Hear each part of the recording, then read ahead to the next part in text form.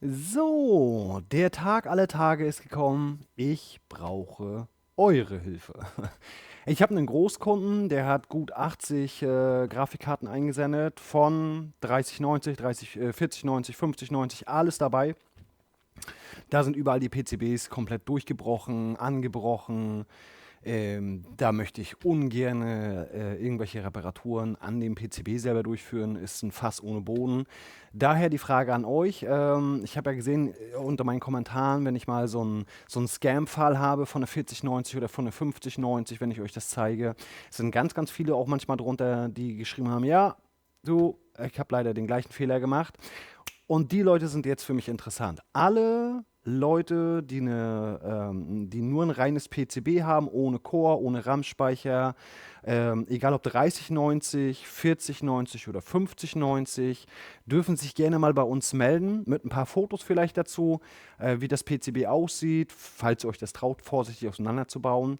Wenn nicht, natürlich dann einfach so melden. Oder manche von euch haben ja auch nur das reine PCB ohne Kühler und sonstiges gekauft.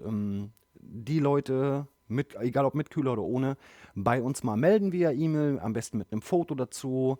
Sind super interessant für mich, dann brauche ich den ganzen Quatsch nicht aus China nachordern, weil ihr kennt das aus meinen Videos, da sehen die Boards dann sehr schlimm aus. So wie bei dem Fall hier, was wir gerade haben. Ihr seht, da fehlen unendlich viele Phasenbausteine, da sind so viele kleine Bausteine überall verschoben.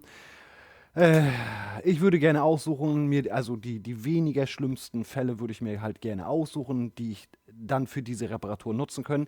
Ihr sollt es natürlich nicht umsonst abgeben. Ihr werdet dafür natürlich auch dementsprechend bezahlt. Aber wie gesagt, dafür muss ich die Boards sehen. So, kurzes Video heute, einfach nur ein Hilfeaufruf an euch mal. Wer so ein PCB hat oder so eine 4090 irgendwann mal oder 5090 oder so irgendwas gekauft hat und noch nicht weggeschmissen hat oder noch nicht verkauft hat, jetzt ist der richtige Zeitpunkt. Meldet euch. So, wir sehen uns beim nächsten Reparaturvideo. Bis dahin, euer Uwe.